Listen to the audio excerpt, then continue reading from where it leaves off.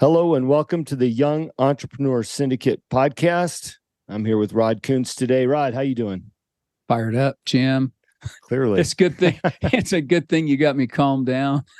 Well, I think before that's we the started point. recording here. We catch it. Hey, if you're listening, we catch up for a minute before I actually hit the record button, and Rod just unloaded on me. And what he didn't realize is it's gonna roll right into today's topic, which I'll give in a moment.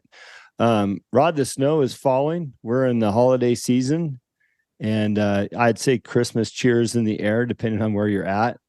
I went down to downtown Kalispell last night, your neck of the woods, and did the Christmas stroll. I couldn't believe how many people were out shopping. I don't know if they were spending though. They were out. I don't know if they were spending, if people have money to spend right now.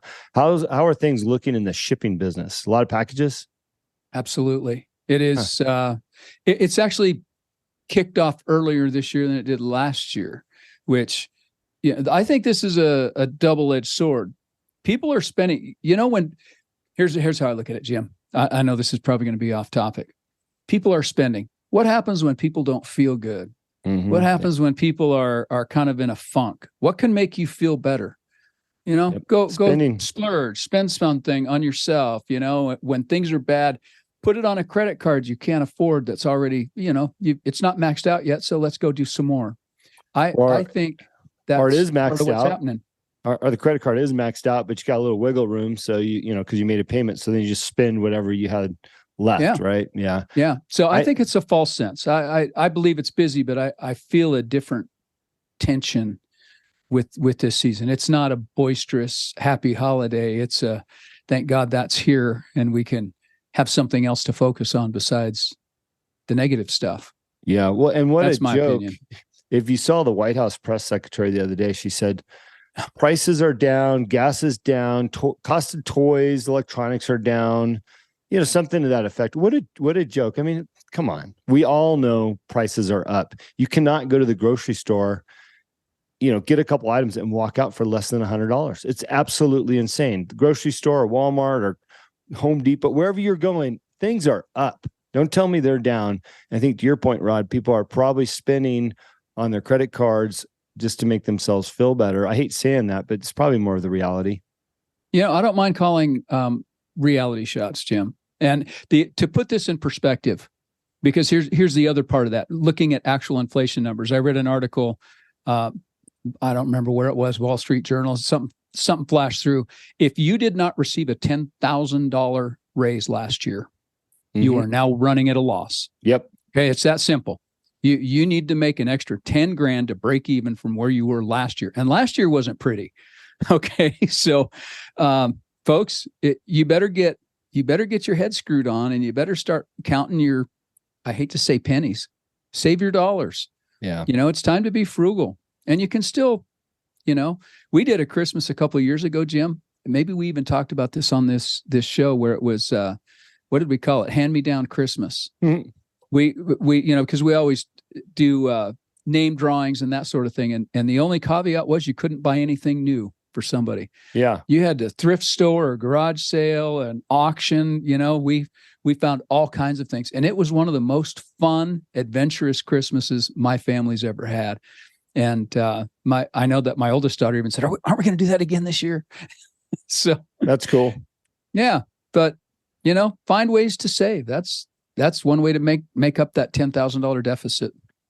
I posted the other day, you might have saw it. It says, why am I making more money than I've ever made, but I'm broke AF?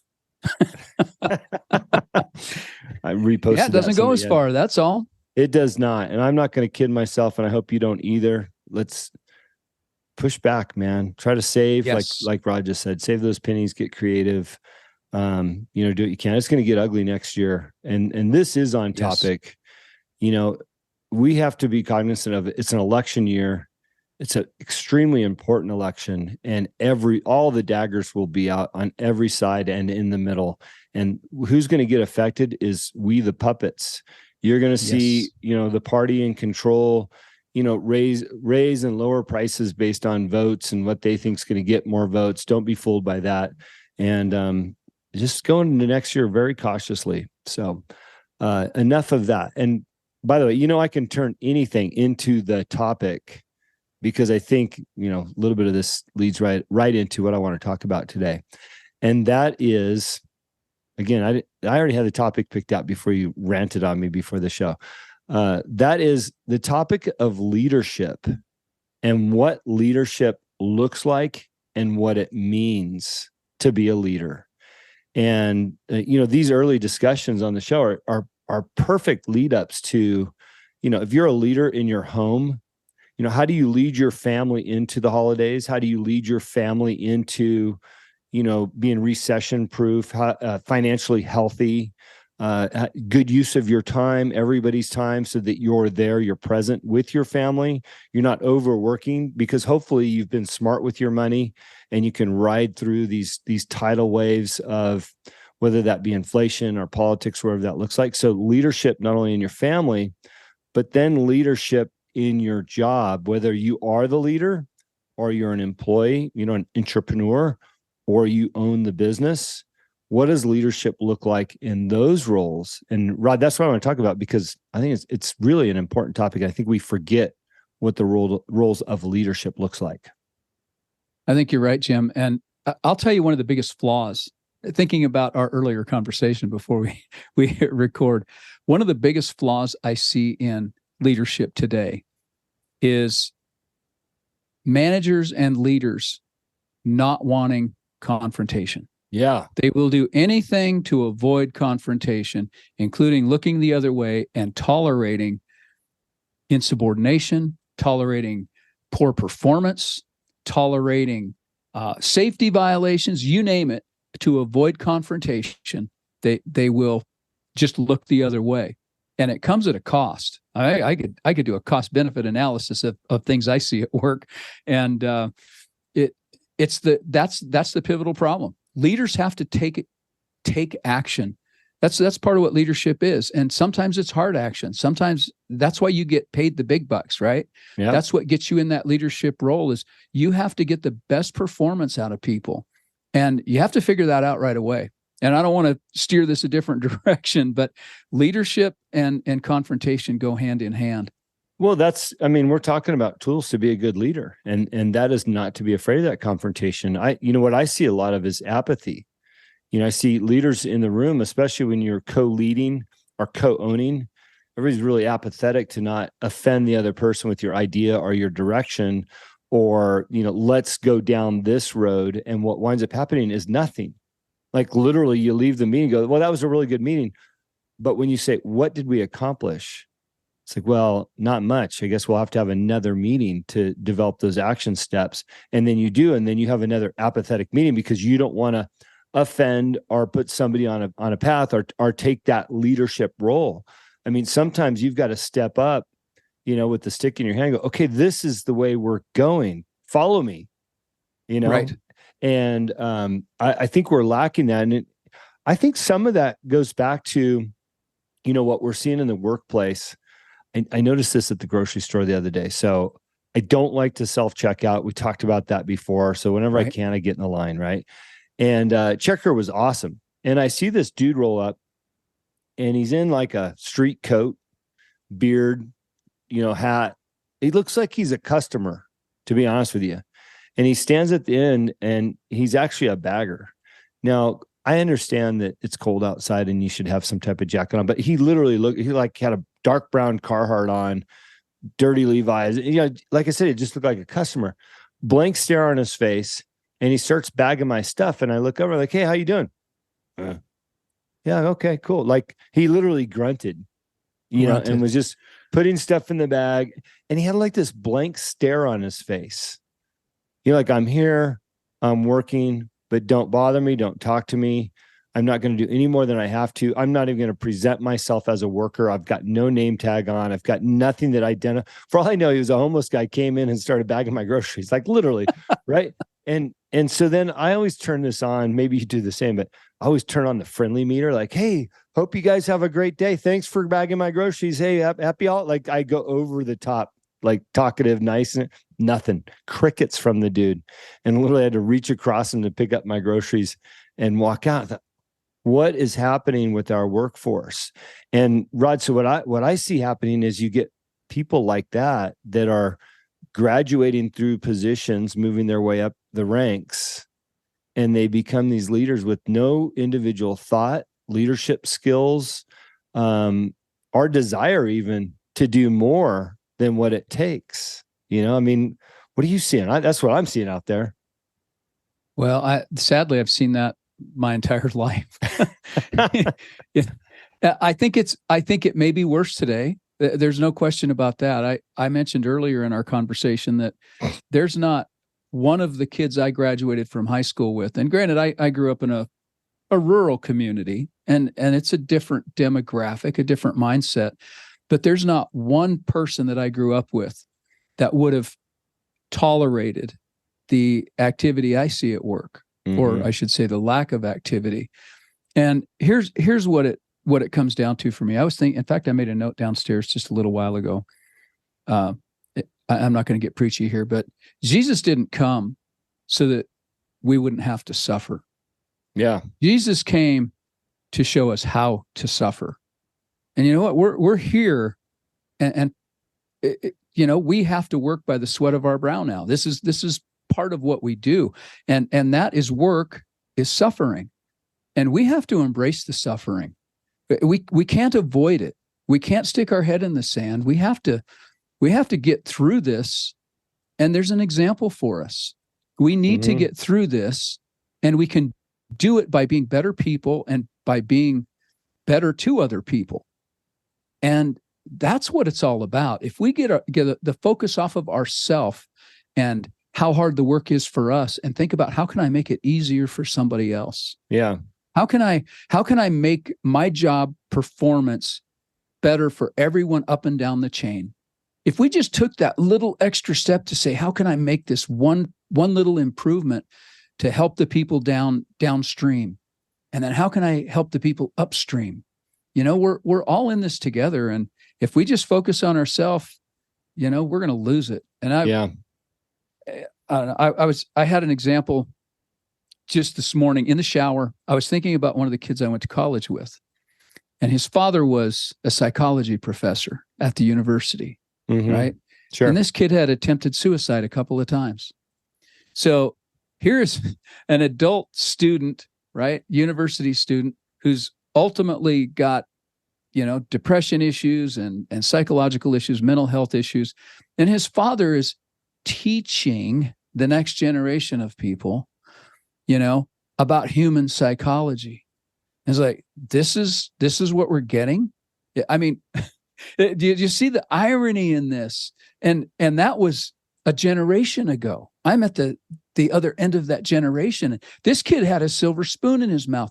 I went to their parents' cabin and iced fish on Salmon Lake in the middle of winter. It was glorious. I lived like a king for a weekend. Yeah. And this is how this kid grew up. Yeah. And he was totally unhappy. He couldn't be satisfied or fulfilled in any respect. And his, I don't know, the irony of it though, this is what we're pumping out in a generation. And it's exacerbated. We're now worse off than we were before.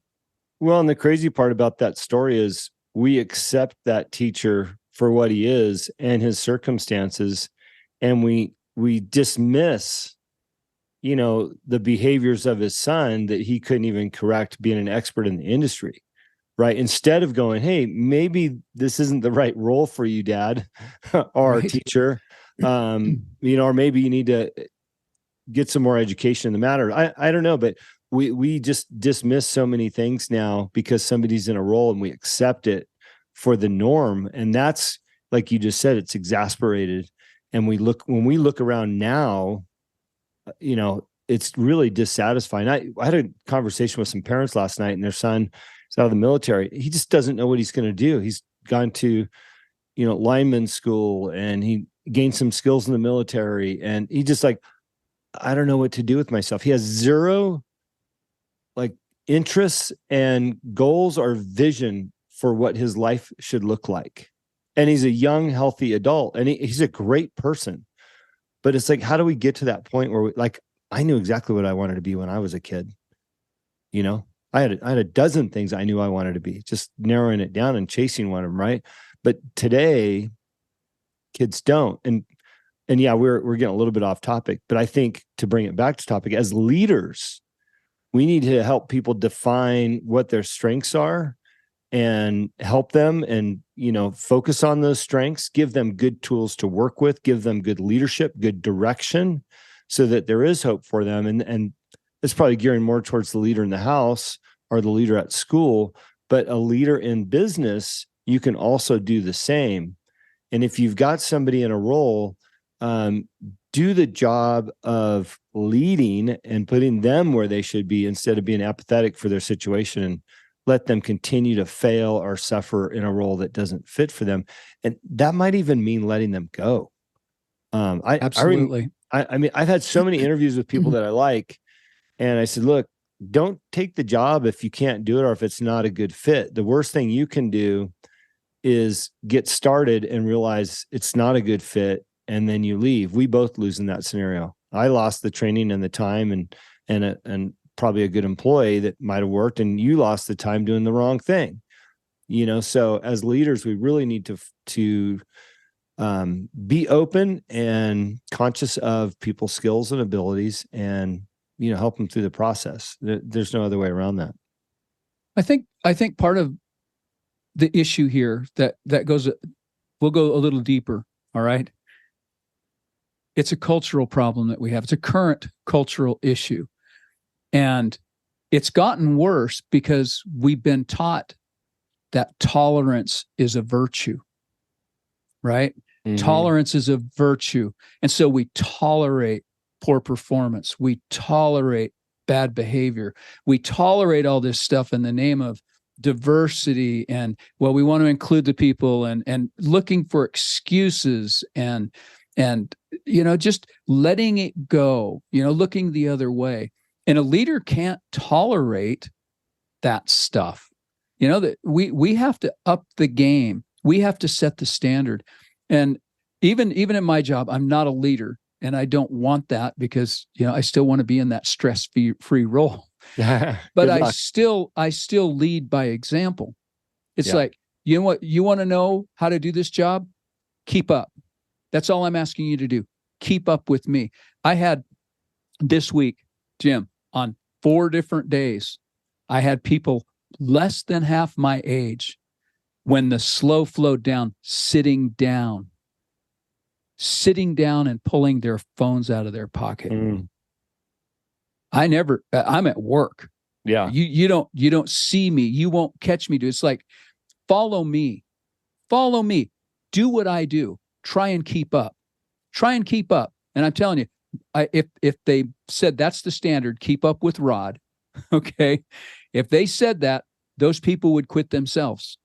Sure they would. What I'm seeing is they can't keep up, and they can't keep up because they've not been taught that is a virtue, that's a value, to work hard, to, go all in.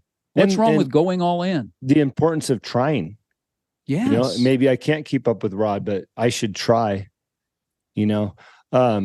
A thought came to mind a minute ago too, and I'm going to say shame on California for the legal system there, and attorneys, and the lawsuits, the erroneous lawsuits, because that's also handcuffed, leaders to a degree. I think if you're a great leader, there's a way around getting the job done, flushing out the good people versus the bad, the ones doing the job versus the ones sitting down on their phones, without getting yourself into legal trouble. But they've created such an environment in California and in other major cities, it's national now, where you're afraid as a leader to do anything as to not offend an employee and get sued for that, right? So I think as leaders, we need to be even smarter and better, and find ways that we can encourage people to do the best they can do and not tolerate poor performance, and be bold enough to rid yourselves of those issues one way or another. So I'm challenging you to be creative as a leader to maximize the performance of your employees. It's really sad too, right? One of the clients that I have, they hired this girl, and she's high school, but almost out. She's got like one class, for the next 2 semesters or whatever. And she's really, really wanting to do this job working for this client. And she came in like a firestorm, like, willing to do everything. And, in the downtime, dusting and, all those things. You go, wow, this girl's a fireball. Within a month, I think she's been there 4 or 5 months now. Within a month, instead of doing those things in between on the slow times, she's sitting down on her phone, face buried on the phone. And now this employer has been employer for 4 months. And yeah, she can do a good job when there's customers present. But now they've just lost all that productivity because they've allowed her to sit there on the phone. Well, there's not a lot, there's not much. There's always something to do. Right. And it doesn't include being on the phone when you're getting paid by an employer. So anyways, any closing thoughts on leadership? I kind of beat this one up a little bit, and maybe we could give a few more tools, but I don't know. It was a burden on me today to just talk about the importance of leadership. We just came off of a great interview with Tim Lukey on my regular show. And he's talking about being leaders as men and the role that he's playing in the churches to get churches to elevate men and their roles in the family. And so this leadership thing's been on my mind all week. And I think it definitely is a hot topic in business. So closing thoughts on leadership? My closing thought is this: if you're a leader of, whether it's your family, whether it's at church or a social group or in business, especially in business, your first job is to set the expectation. Yeah.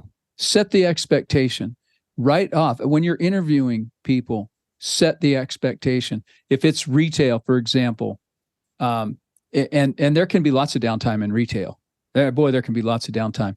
If there's that much downtime, I would set that expectation that then we are going to reset a portion of the store and have those people help you decide what might work better where. Let's change end bases out. Let's move one product from one side of the store to another side of the store. I mean, a whole shift. Mm-hmm. Let's take an aisle and move it over.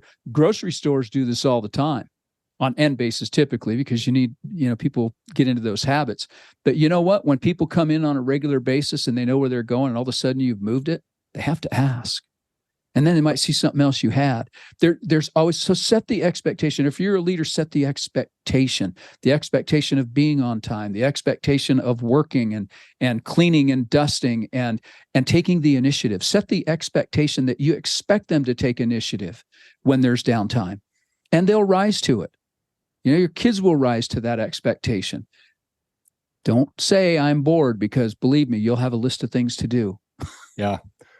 Well, I'm going to leave it with your closing thoughts, because you're right on the money.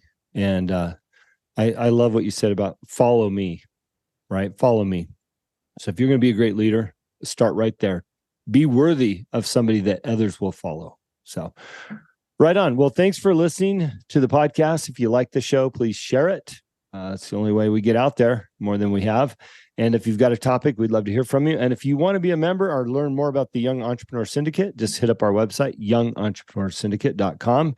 Membership's $99 a month. We do 4 calls, 1 a week, where we talk about great topics like you're on the show. And then we open it up for a Q&A to help you through your business challenges, whatever those might be. We've got an incredible team, including our partner, Rachel Savota, doing marketing, and Rod and myself with all of our years and years of leadership experience. So, absolutely. Thanks for tuning in. Until next week. Thank you.